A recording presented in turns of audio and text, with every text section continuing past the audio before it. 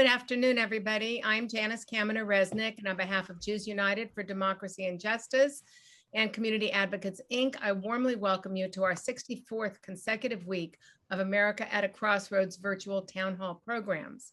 Our program tonight features two of the most seasoned political consultants and pundits, Robert Shrum and Mike Murphy, in conversation with Larry Mantle. We will be taking stock of where we are now, 6 months into President Biden's administration. Our judge leadership team includes Mel Levine, David Lehrer, Zev Yaroslavsky, Caroline Kelly, Rabbi Ken Chazen, and myself. You saw our list of co-sponsors on the screen a moment ago, and we are grateful to all of our co-sponsors. We have some great programs coming up.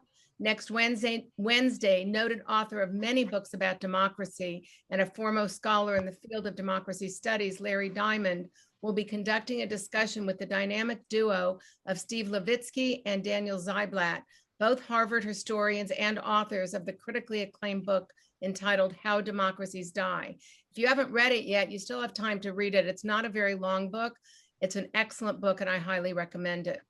And as we announced last week, on August 11th, Alex Vindman, former lieutenant colonel who was forced into retirement after testifying under subpoena at the first impeachment trial, will be joining us to share his personal story. That program is entitled Hear What's Right Matters, My American Story. And he also just wrote a memoir with that title. You can go online and buy it before you hear him speak. It will be a very dramatic presentation, and we hope that you'll join us.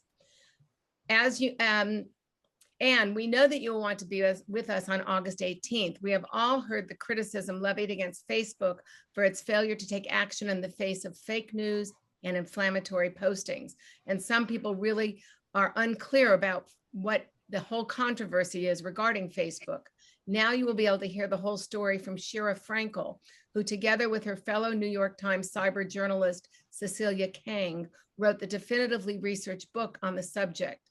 You can use the links in the email, which you will get right after tonight's program, to register for all of these programs and more, because now you'll hear about a couple of other programs from my friend and colleague and partner, David Lehrer. Thank you, Janice. It's great to be with you on this midsummer's night. This evening should be both informative and entertaining. We have two experienced, smart, and witty experts to let us see behind the veil of hype and conjecture in the world of politics. Larry will introduce them in a minute. I want to mention two other programs that we've secured in recent days, both with the best of Washington's most perceptive journalists. On August 25th, we'll be hosting Susan Glasser, the New Yorker columnist who's written the letter from Trump's Washington for the past several years. She's a reporter with an extraordinary background and very clear views. She joined us with her husband, the New York Times' Peter Baker, this past January. The following week, on September 1st, we'll be joined by Michael Bender, the Wall Street Journal's senior White House correspondent and author of the recently released New York Times bestseller, Frankly, We Did Win This Election. He chronicles the White House's machinations during Trump's final months in office. And now to introduce this evening's guest, one of our most frequent moderators, a delight to work with, a consummate professional, and the host of KPC's Air Talk since 1985, Larry Mantle. Larry? David, thank you very much. It's such a pleasure to be such a frequent interviewer on these programs, convening these conversations, America at a Crossroads, where so many terrific guests come and speak about a wide range of political and social issues. I always come away learning so much, and I know that will be the case again this evening. So my thanks to you, David, and to Janice, to Mel, to Zev, and everyone else who works so hard in putting these programs together, America at a Crossroads. Well, this evening, I'm going to be talking with two noted political consultants, or I should say one of them is still in that line of work, Republican political consultant Mike Murphy's. Clients have included John McCain, Jeb Bush, Tommy Thompson, Christy Whitman, Lamar Alexander, and Arnold Schwarzenegger. There are many more that he's provided his political and media expertise to. He's also co-hosted political podcasts and regularly provides commentary to NBC and to other news organizations. Also with us, former political consultant Bob Shrum, who left that life behind. He's on the straight and narrow path now as an academic, director of USC's Center for the Political Future. He's also professor in the practice of politics at USC. He worked on numerous Democratic campaigns, including serving as senior advisor to John Kerry and Al Gore during their 2004 and 2000 runs, respectively, for the presidency. He was also a prominent speechwriter for Senator Ted Kennedy and Senator George McGovern, among others. Gentlemen, very good to talk about the broad sweep of politics we have going on. Let me just start with you, Bob, to talk about the infrastructure bill, because we have breaking news about a half an hour ago in the first procedural vote on the bipartisan bill. It cleared that vote, that hurdle, 67 to 32, 17 Republicans supported at least debating the bill. There are numerous other hurdles in the days to come, but your thoughts about this $1 trillion plan at least seeing some light of day? Well, first of all, let me thank you, Larry. Let me pay tribute to Jews United and community advocates for this series of programs, which I think is truly remarkable.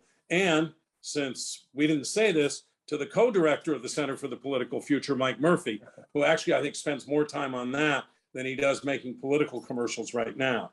And, you know, it's just a fabulous partnership. I think the vote, 67 votes, is a pretty clear indication that the infrastructure bill will pass the Senate, and that Biden made a pretty good bet here when he tried to do this in a bipartisan way. Now, here's the rub. When this gets to the House, there are a lot of so-called progressive Democrats. I think I'm a progressive Democrat. People used to criticize me for being too progressive. I haven't changed, but there are people substantially to the left of me. One of them tweeted out today, not going to vote for it unless there's at least a $3.5 trillion budget reconciliation. It is going to require every ounce of Nancy Pelosi's political skill to make sure she holds those Democrats together. Because I don't know what Mike thinks, but I think you're going to get fewer Republicans in the House who are going to support this, relatively speaking, than you're going to get in the Senate. What about the role of the president, though? And Mike, maybe you can comment on that. Is this solely Nancy Pelosi's job, or is the president in a position where he can lean on other Democrats if he really stands firmly behind this? Well, first, Larry, it's great to be with you and my friend Bob. Bob and I are repeat visitors here. We like to call it Irish night when we cover the political stuff, and it's wonderful to be in this conversation with so many of my friends here.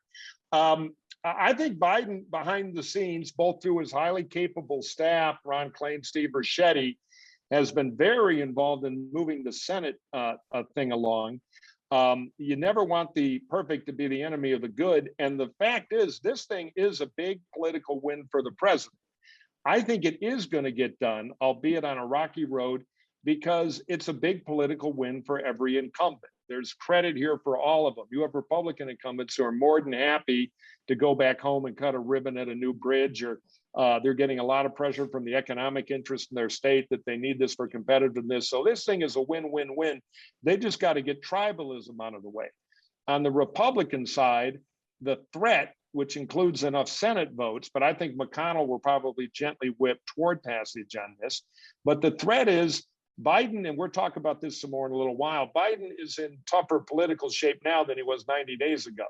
And so there will be an argument from the hardest partisan tribalist on the Republican side. Why are we giving him a win? He's got COVID coming back. The economy could stumble. And we're giving this guy the first big bipartisan job creating thing, you know, that a lot of ours are for in a long time. It's a life raft. Why are we in the life raft business? So why is he in worse shape, Mike, than he was 90 days ago? Is it because of the Delta resurgence of COVID? Is that what you're referring to? Yeah, he's threatened by worse shape because the economy could be threatened by a COVID resurgence from Delta, you know, mask mandates. And we're seeing, it's one poll, and I know Bob has some criticism of it that I think may be correct, but, you know, the California recall race has tightened a little.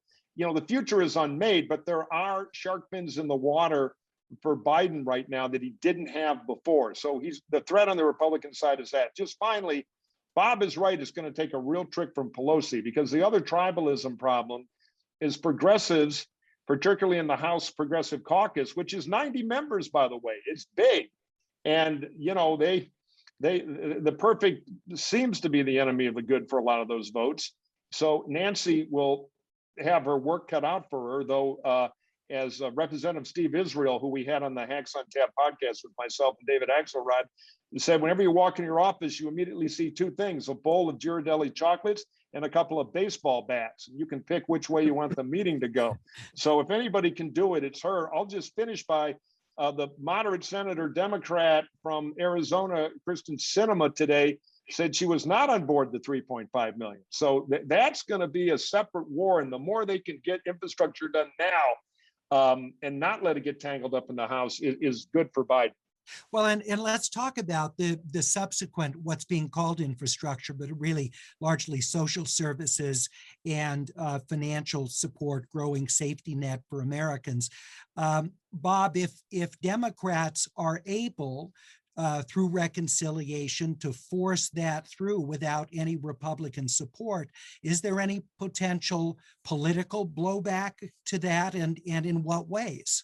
Well, I don't think there's a lot of political blowback. Look, the Trump tax cut passed this way. The Bush tax cut passed this way. This is a kind of time-honored way of getting something done. But I kind of tend to agree with what Mike was hinting at. I don't think that you necessarily have 50 Democratic votes for a $3.5 trillion package and all the provisions that are in it. It could be problematical for a lot of people. Let me just give you an example. One of the ways they pay for it is to step up, or is to repeal the step up on inheritances. So, you know, if you die and your kid inherits, he doesn't have to pay capital gains on what was accumulated during your life. This is particularly critical for small businesses and farms. And if you repeal that, and by the way, the repeals, the step up, the being taxed additionally on the capital gains starts at $1, or there may be a $1 million exemption. There's a $1 million exemption. Tons of farms are worth more than $1 million. Tons of small businesses are worth more than $1 million. So if you want to create a big problem for yourself in the Rust Belt, those states that flipped over to Biden, you do something like that. So I think there's going to be resistance. There's also going to be an argument from a lot of people that, wait a minute, you're going to do some of these tax things, you got to restore the state and local tax exemption. I mean, Josh Gottheimer from New Jersey, who worked with me, by the way, in the 2004 presidential campaign, was a very talented speechwriter. He says he's not going to vote for it unless they restore the state and local tax deduction. Which largely benefits taxpayers in Democratic dominant states. Well, yeah, I mean, I don't want Mike and me to get into a big argument about the merits of this. The fact is that what it does, you know, purists say, well, the benefits go to people at the top. That's if you don't consider the impact, say, in a state like California, which, because it has a very generous social safety net, has pretty high taxes. And if you penalize people for having pretty high taxes, you're pretty soon going to feed a tax revolt. But putting all that, the merits of that aside, I think there will be long negotiations here. And assuming that a reconciliation package comes through, it will not be the same reconciliation package we have now. Now Murphy wants to do the conservative Republican thing. No, I just quickly, because I want to get back to COVID. This will be 16 seconds of fun that's been pent up for 30 years on the Republican side, getting clobbered by Bob Shrum ads that say something like this: 95% of the money in that STEM tax giveaway goes to millionaires. I just want to say it because I get to cosplay Democrat, but I'm actually with them on the issue. We Republicans pre-Trump era never used the tax code to publish geographies based on blue or red. So I think it was bad policy. That said, I don't think if they do pass a big measure, the progressives are going to let states like California get all the STEM back. We'll see. All right. Let's talk about COVID, because you were talking, Mike, about how this is of such huge impact for the president, and how this is going to be felt politically. The president apparently considering a much greater expansion of mandatory vaccination. So this is a polarizing issue in certain parts of the country, less so here in California. But Mike, how do you see if the president does that, how does this play out? It is polarizing, but frankly, it's time for polarizing on this. I think put it this way. If we don't take the stronger measures, COVID is going to get worse for longer, and people are going to blame Biden. So have the short-term fight. Biden's got a new thing coming out, and this is how Republicans look at it. We tend to be pretty bare-knuckled, where for a lot of people, for every child, you get $300. Well, I think Biden should say, I don't want to close down the damn schools, which is a huge issue.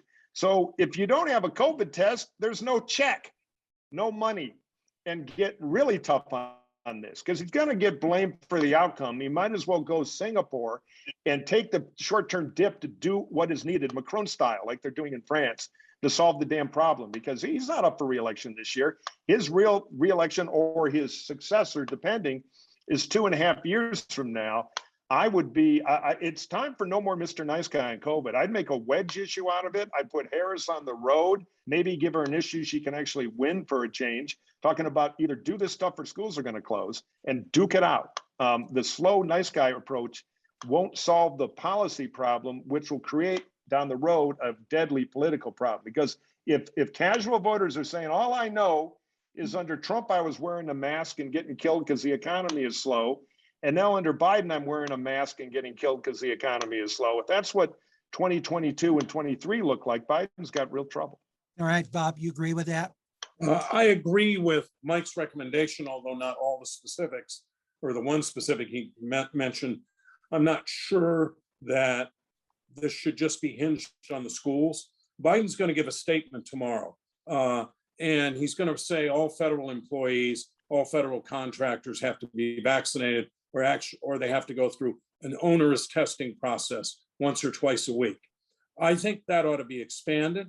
He's got other powers. I think you could say you can't fly on an interstate airplane flight unless you're vaccinated or have gone through this kind of rigorous COVID testing. You do the same thing with the railroads, with buses. I think that he ought to use all the power he can. And I fundamentally agree with Mike. The people who are really going to get mad at him for being really tough on this are people who are never going to vote for him anyway. And they're never going to vote for Democrats anyway. And quite frankly, they're irresponsible. I mean, they are a public health danger. Biden has the angels on his side on this issue. So and he ought to go. You don't tough. See. He ought to go as tough as. Go ahead.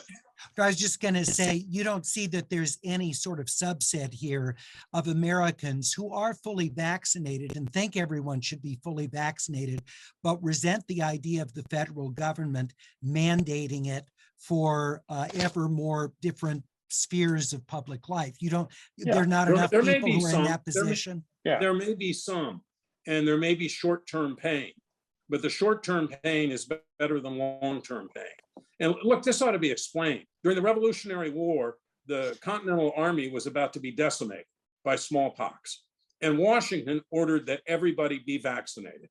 When I was a kid, when you were a kid, you know, they lined us up in school and we all had to take the polio vaccine. My parents weren't even asked. I don't know whether yours were. They just came in. I was in a Catholic school, so they just did what they wanted. But they came in and said, line up against the wall. You're taking this vaccine today. I think historically, there's plenty of precedent for requiring vaccinations. We've done it for schools for forever. And I think that to allow this thing to get out of control would be a public health disaster or crisis, and could lead to an economic crisis. Although the one thing I would say right now is that if you look at the stock market, there is not a lot of expectation that we're going to go into an economic tailspin. Well, and I mean, the other thing is because so many people in certain states like California are vaccinated, it would appear highly unlikely we're going to see anything like overrun hospitals that we saw before. If you look at the fatality rates to COVID, it's just nothing like what we had before. So obviously we're not close to herd immunity, and now we're seeing increases over the past few weeks. But again, it's important to note this is not like what we were dealing with months ago when you were dealing with people dying because they could not get access to healthcare. Larry, you're totally right on the data, but Bob and I are from the world of politics where perception is reality. Most Americans think an Afghan is a cat. If they went to college, they think it's a blanket. So the fear is real, even if the stats aren't there. So the outcome and the perception of Biden was strong and pushed back is important to Biden, or he'll get blamed for a perceived failure, which is in politics as real as a failure. There's fear of COVID. Now, I can tell you, in the family-aged adult cohort, as we say in polling mumbo jumbo, the fear of school closings is the biggest issue in American politics right now. And nobody whose name is on the ballot is going to want to be on the wrong side of that. You have to be perceived as the guy taking strong action to escape the blame, because that could be coming. There was a COVID outbreak in a LA private school summer program today among kids. Let's talk about the California recall election. You were just mentioning several minutes ago, Mike, about the surprising UC Berkeley LA Times poll that came out that showed the margin in Gavin Newsom's favor was just beyond the margin of error in the poll. I believe 51% of likely voters, as determined by the pollsters, support Newsom keeping his seat. Now, this is huge movement in a couple months period of time. Now, we also have the field of all the candidates officially who are running. And Larry Elder, the conservative radio talk show host, was the highest finisher there with 18%, which I found rather shocking that any candidate would have 18%. It's good news for radio, though. People aren't known. It is. Yeah, Radio is still a powerful medium. I love that. There you go. But Faulconer and is at 10%, who's sort of the establishment Republican running in it.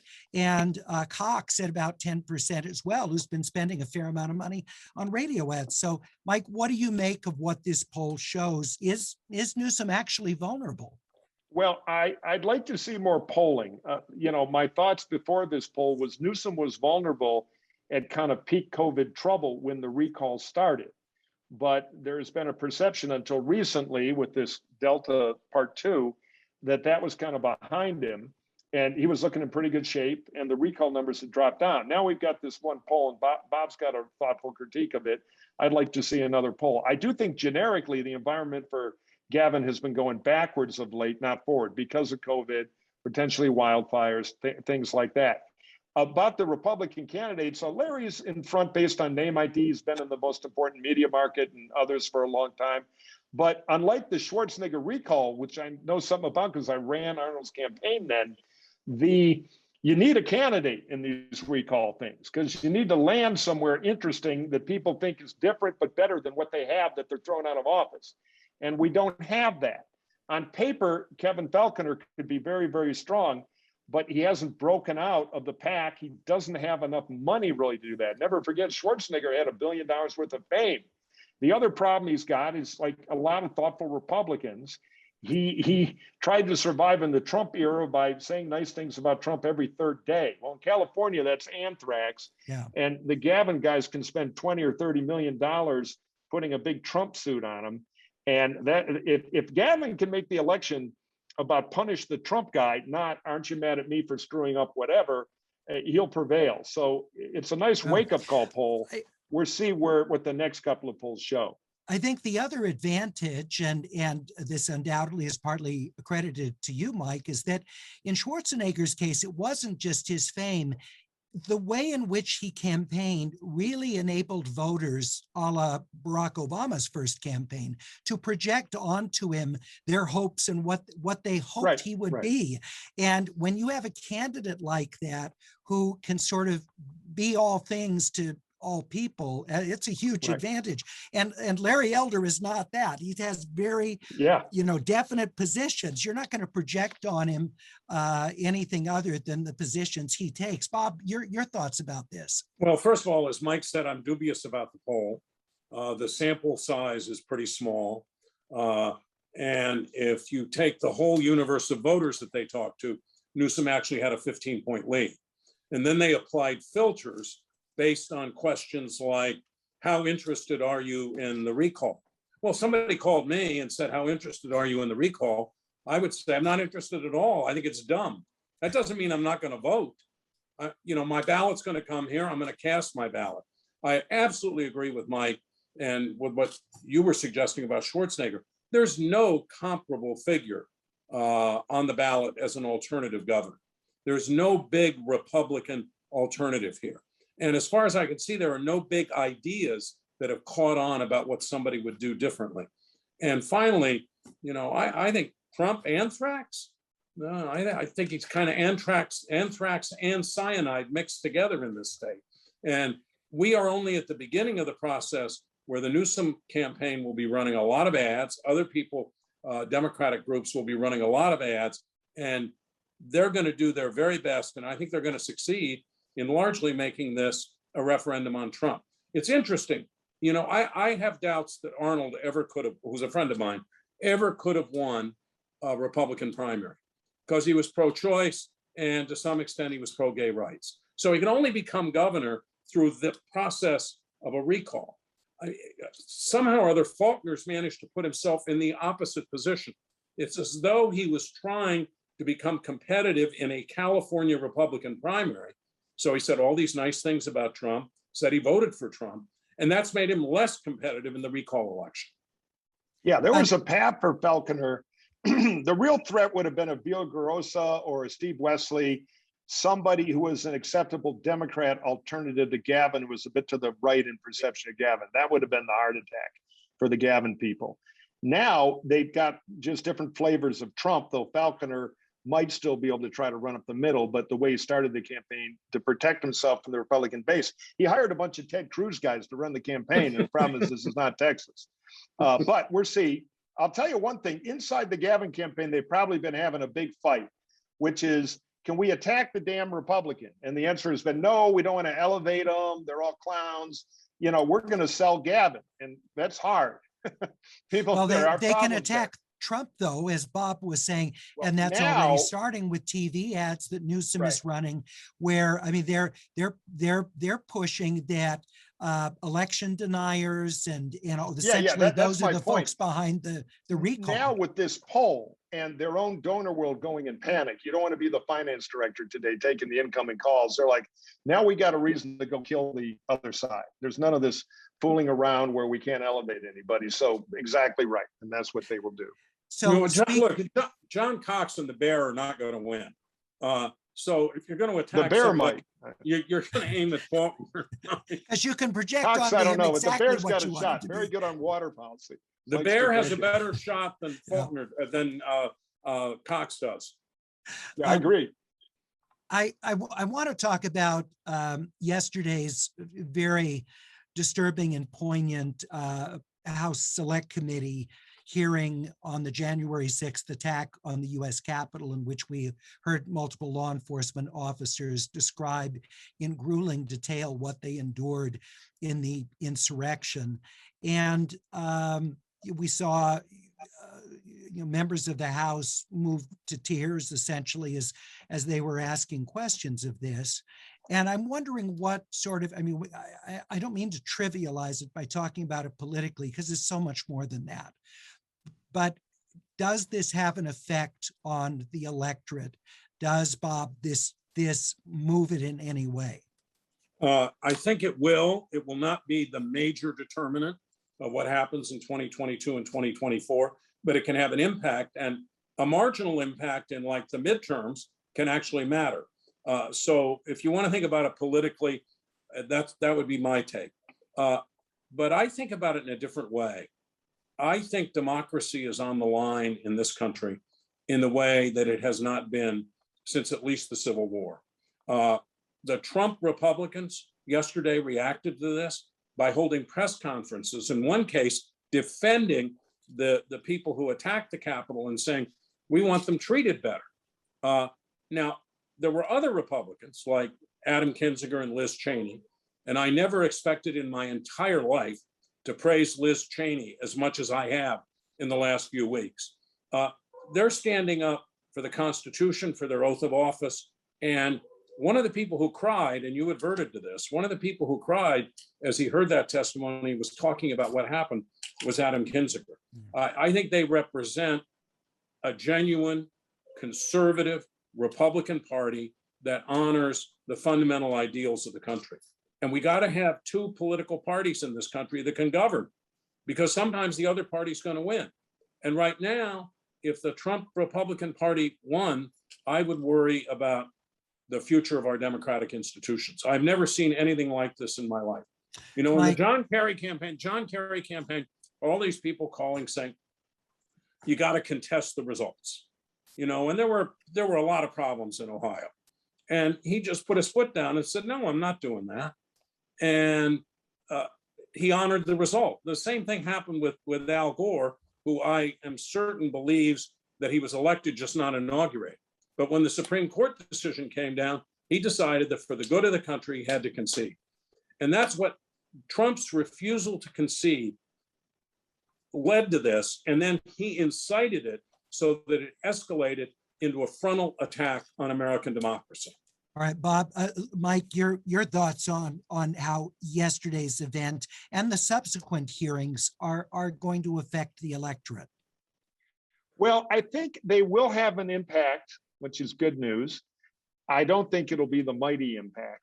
But what Liz Cheney and Adam Kinzinger have done, to their great credit, is they thwarted the cynical Kevin McCarthy strategy to make it a political squabble where, oh, they've got their phony partisan Democratic committee, we're going to investigate Antifa, blah, blah, blah, which in tribal politics, there's an appetite for on both sides. By having two super credible Republicans, and Cheney has 4-star perfect conservative credentials, telling the truth on the committee, it makes it bigger and more important and more credible, and it may shatter the fog. I know a couple members of the House who privately teared up watching those cops. They're kind of like hostages in the Trump Republican Party, afraid of primaries back home. But what you need to know about the Capitol Police is Washington, D.C., Capitol Hill, the complex, is like Mayberry. Everybody knows the cops.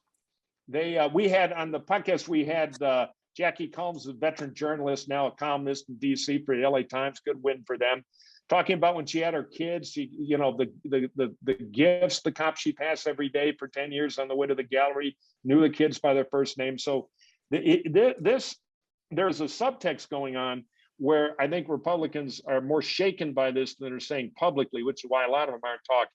That said, Bob's right.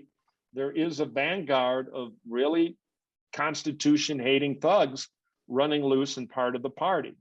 And they are fueled by Trump and more. They're a mirror on our society, which is a whole nother topic. But so I think in the midterms, this will not change everything, but it does make the key Republican chore down the road of winning the Republican suburban voters back harder.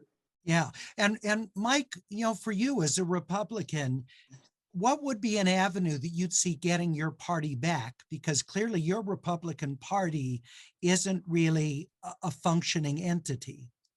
Well, I don't know. One, Liz Cheney for president. Stay tuned. Second, after we win the primary in Wyoming.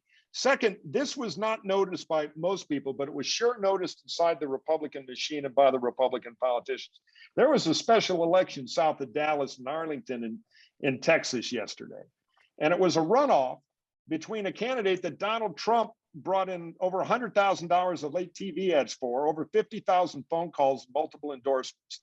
That candidate was the widow of the Republican congressman who had passed away, ironically and sadly, from COVID in February, Ron White. His wife, Susan, did what we in politics call the widow's walk.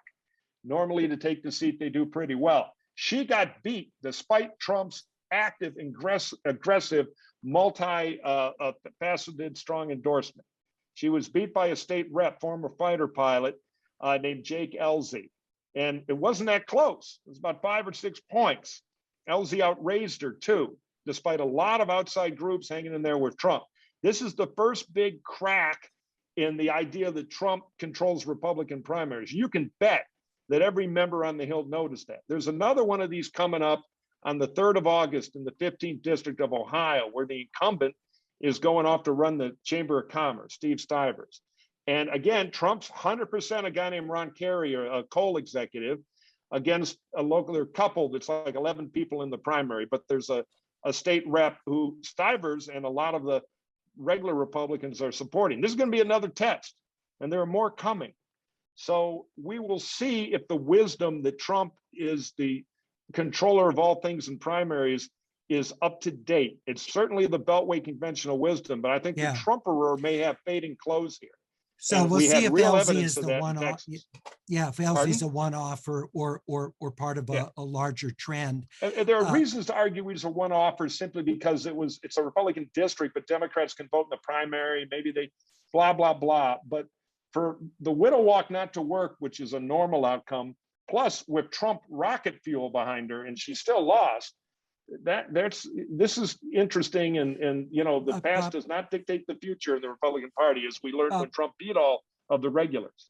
Bob, a quick comment on that race and how much you make of it. And then I want to take audience questions for us. Look, it was a special election. Mike's right. The two Republicans finished first and second in a kind of open primary, jungle primary. This was the runoff. The person who wins gets the seat. So Democrats and moderates and suburbanites, I think the Trump endorsement probably hurt in this case, in this situation. But I want to say one word about the larger question you asked. How does the Republican Party come back? I think it can come back if the Trumpist part of it keeps losing elections, because then there'll be nothing. Politicians hate nothing more than losing elections. And when they lose, they sit down and they say, what do we have to do differently? We saw this in the Democratic Party in 1992 with Bill Clinton. And I think the moment will come in the Republican Party, assuming that Trump doesn't come back and, God forbid, become president of the United States again.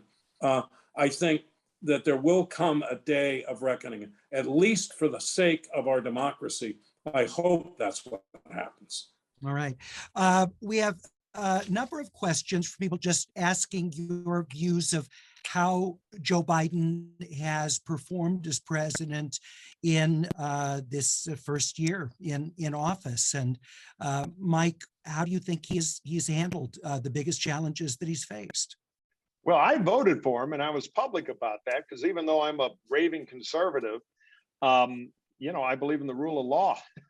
So didn't feel like I had a lot of choices. But I think he's a good man, and I think he has returned us to some normalcy.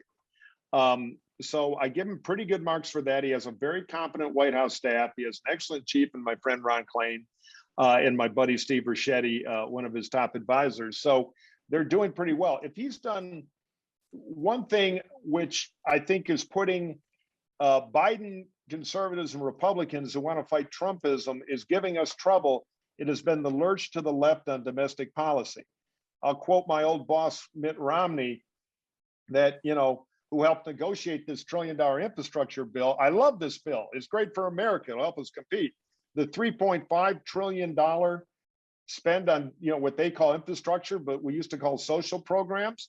I hate that bill. And I'm with Romney. By the way, people always say 3.8 trillion, this trillion, that trillion. You know what 3.5 trillion is? It's almost the cost of World War II to the US government in adjusted dollars. That was 4.1 trillion. All right. So this is a huge spend. Well, people say FDR, he's like FDR. Well, when FDR, in his first term, the unemployment rate was like 28%. Now it's 6%. Too high, but I'm not sure we need to. We've already been on a crazy hypocritical Republican spending spree. I'm not sure we need a Democratic one. My guess is the bill will get whittled down, but domestic policy too far left. That's my criticism. Bob, what grade do you give the president for these early months? I'd give him an A. I think he came into one of the toughest situations anybody's come into in a long time. He's proved to be a very effective communicator with the American people. He's empathetic, the very opposite of his predecessor. And on the lurch to the left, I'd say to Mike, look, he faced a lot of internal criticism from Democrats who were saying, why are you trying to do this infrastructure bill in a bipartisan way? It'll never work. We'll never get it.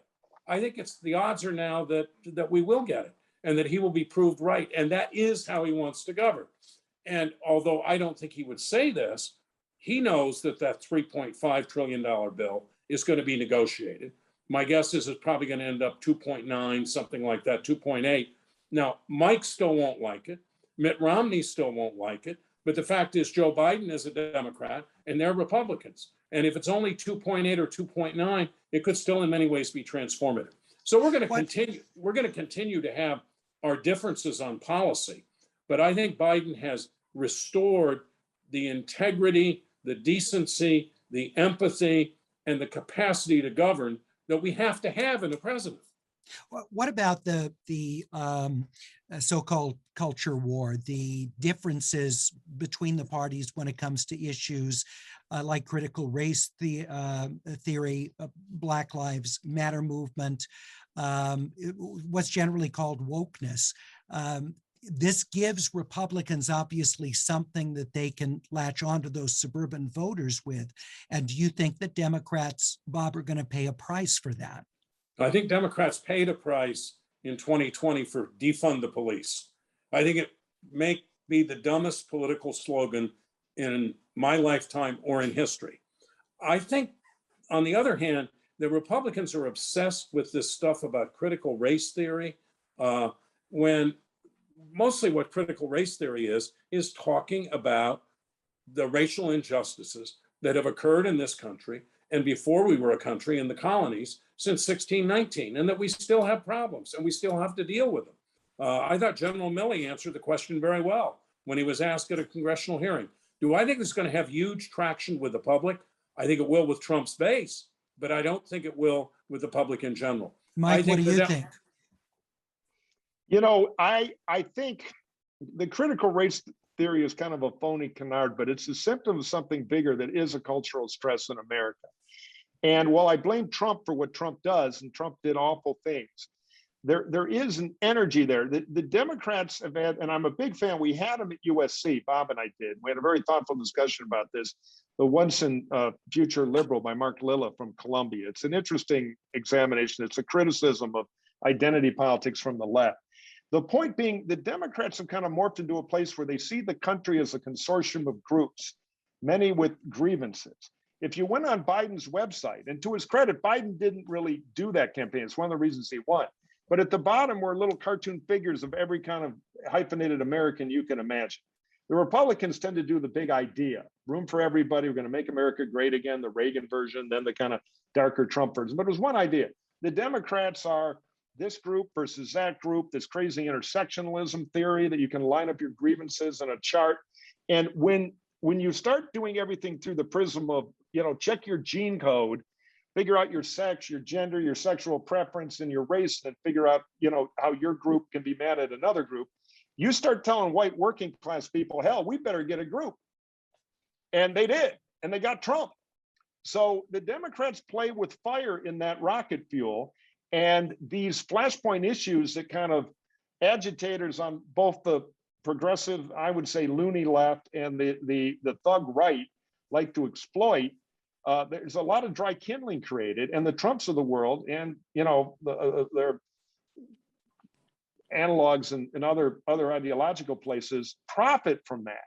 So I think the Democrats do put themselves at a disadvantage. I'll finish by saying, Joe did well because culturally he didn't sell that message.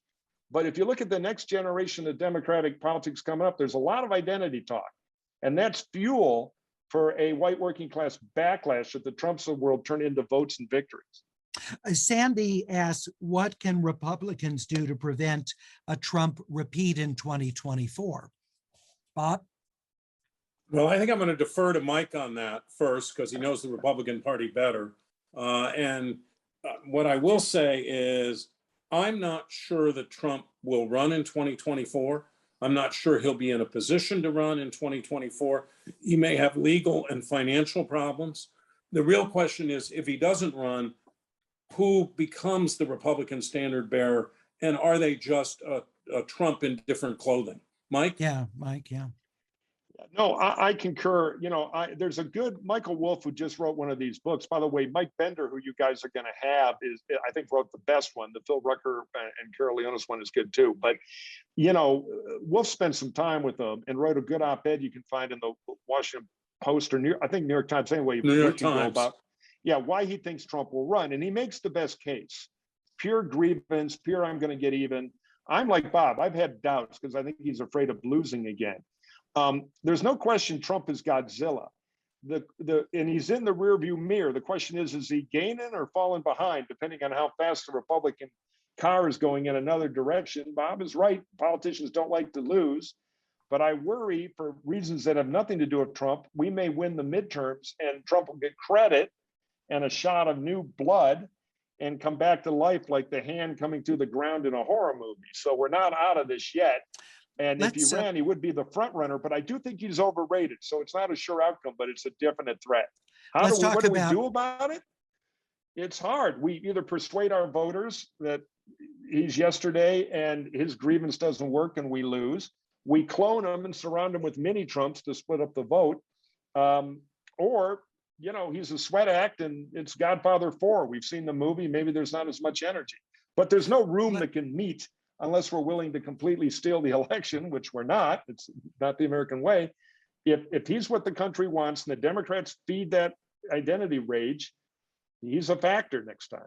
Big one. Let's talk about the Democratic side. If Joe Biden continues to be healthy, Bob, would you anticipate he would run for re-election?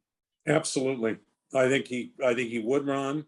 And I think assuming that COVID is under control, which it will be in my view, and assuming that the economy is doing okay, I think he'd be in a very strong position to run. And Mike's right, by the way, he didn't run on the extreme forms of this identity politics that some people in the party do. But I do have to note that actually group politics in the Democratic Party started under Franklin Delano Roosevelt, when Jim Farley, the Democratic National Chairman, established all these committees, you know, Polish Americans, the Irish Americans, et cetera, for Roosevelt. And they even had at that time blacks or I think it was Negroes for FDR. So it's a time-honored tradition. It's when it consumes your whole message. What Biden did that was good was he had an overarching message. So did Trump, by the way, in 2016. I don't agree with him, but he said, I'm going to make America great again because I'm going to get rid of the two problems that we have, immigrants and foreign trade. I'm going to deal with those. And Hillary Clinton was much more into the kind of parsing out of minor issues. Only 9% of Hillary Clinton's ads in 2016 mentioned the economy. That's unheard of for a Democratic candidate. Tom and Jack both want to ask about voting rights. Tom wants to ask what's going to happen with the two voting rights bills in Congress. Jack wants to ask about all the numerous bills that Republican legislators have passed. Bob, what happens? There's going to be a third bill. The Democrats in the Senate are writing it now. It's not going to be nearly as expansive as H.R. 1, which includes a lot of stuff that doesn't have anything to do with voting.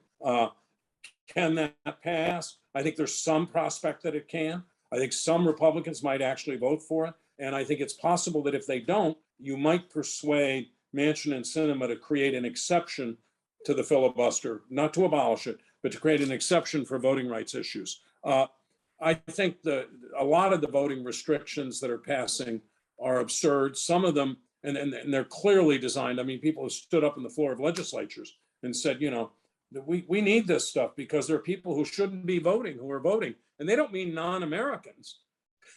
They mean people who vote Democratic. There are other provisions in there that don't bother me a great deal, but it's the sum total of the attempts at voter suppression that bother me. Mike? Yeah, no, I basically agree with Bob on the mechanics here. I think Manchin's driving his own bill. That would be a win for the Dems because it would either pass with some Republican support or it's so reasonable it would be a good wedge issue to use against them in the midterms. Either way, it's good for the Ds. The big H.R. 1 thing is overwrought and crazy and greedy and it just got in the way and it didn't serve the cause. As far as the legislative stuff, a lot of it is abhorrent. most of it is malicious. Now, that said, the 5-alarm fire is justified on the moral side. You know, whenever you put a monkey wrench on election law, you're doing the wrong thing most of the time in the very recent era. There was a time when the election law needed a monkey wrench. Though I think the material output, some of this pearl clutching about, oh my God, it'll keep thousands of voters at home.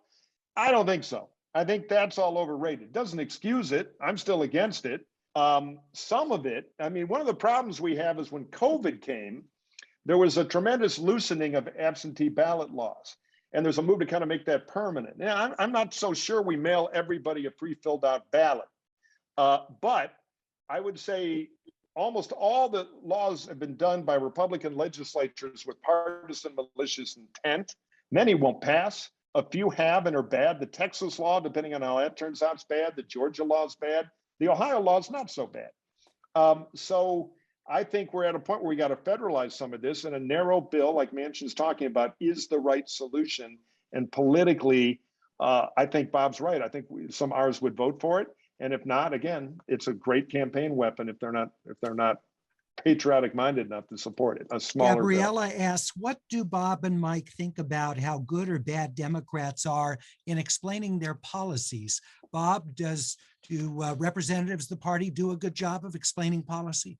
I think Biden does. And I will have another test of that tomorrow when he makes his statement on COVID. I think sometimes Democrats get too caught up in the details of legislation and don't do the overarching message. That's what I was talking about in terms of Hillary Clinton in 2016. I mean, look, she had a terrific program for working class folks. And you know where you could find it? On her website. I mean, it just wasn't talked about. She didn't talk about it during the campaign. So yeah, sometimes good, sometimes bad. I think Clinton was good at it. I think Obama was, when he did it, was good at it. Although Obama, people said he was going to be all speech and no substance. He was a lot of substance and not enough speech in terms of explaining things because he got so caught up in the governing. And I think Biden so far has been very good under difficult circumstances at explaining what he's doing and what he's trying to do. Yeah, Mike, what do you think? Democrats? I think they're not so good at it. I've been on the other side of a lot of those fights. The problem is Democrats always want to revert to the theory that politics is about economic class when it's really about culture. And so they've always got a 17-point plan that, hey, you working class people who didn't go to Harvard like we do, we got a complicated plan to take care of you. Just give us all the power. There's an arrogance to it. And I think they forget that it has to resonate with people's actual lives. And they stumble because they go back to lefty theory about economic class warfare that can be powerful, but can also be a problem. They always make things too complicated too. You know, they want to win the editorial board of the New York Times, and they're not that interested about what they're talking about at Mulligan's Bar. There's a communications gap. We have a couple of questions about Congress members Kinzinger and Cheney, wondering about their chances of being reelected. Linda asks, and Julie asks, if they lose in their primaries, what's next for them? Bob, a quick comment on the two? Well, there are a number of people challenging Cheney, and if they all stay in, Trump believes he's going to endorse one, and then the other 2 or 3 will get out. I don't necessarily think that's true. Mike talked before we were on the air about the nature of Wyoming politics, where, you know, little local bases can make you competitive in a statewide primary. It's such a small state. I think Cheney could very well survive. I don't know Kinzinger's district well enough to talk about that, but they both, she was a national figure, but she's a national figure seen now through a different prism. And I think she will have an impact on our politics for a long time to come, whether or not she survives the next election. And I think Kinzinger is a new star. Do I think he'd get elected governor of Illinois in a very blue state? No. But I think he's going to be another person who's going to be a real presence in American politics for years to come. Mike? Yeah, when Cheney first won that election, she won with about 38, 39% of the vote in a multi-way field. There's no runoff there. And so the Trump guys last year, they sent a delegation of knuckleheads out to the state legislature and said, we're here from the president, change the law so she has to get a majority. And they failed. The Wyoming legislature, Republicans said, no, no thanks, move on along. So now Trump's going to try to make it one-on-one, which is the worst outcome for Liz Cheney. But as Bob says, it's very hard to get people out of a race in a small state where you don't need enough money to take your shot. And so we will see.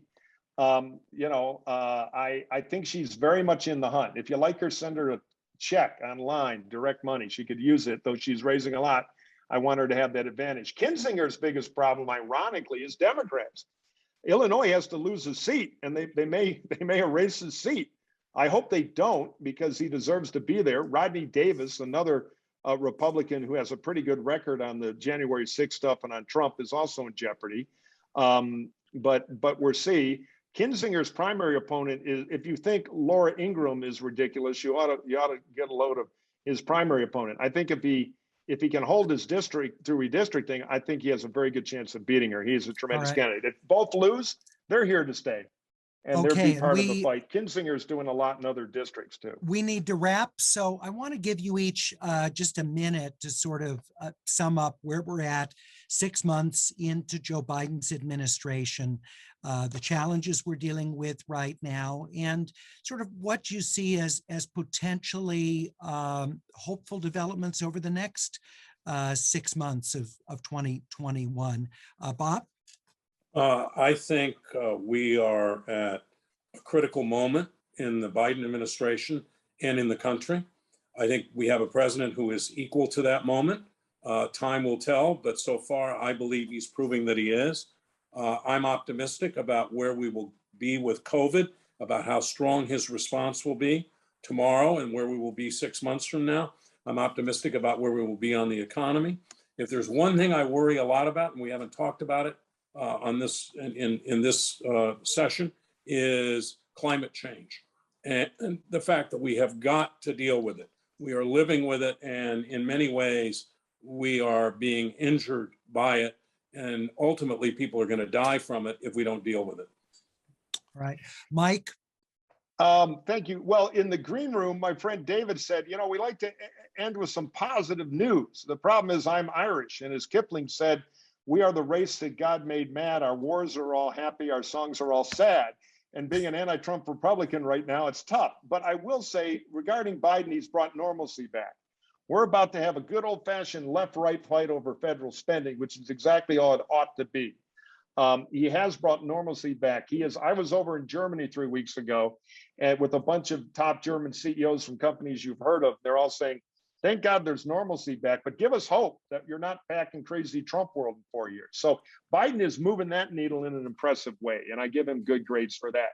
I think this bipartisan bill is good for those reasons. It shows the world we can govern, and believe me, they're watching. Our allies are nervous. So all these things are big steps forward.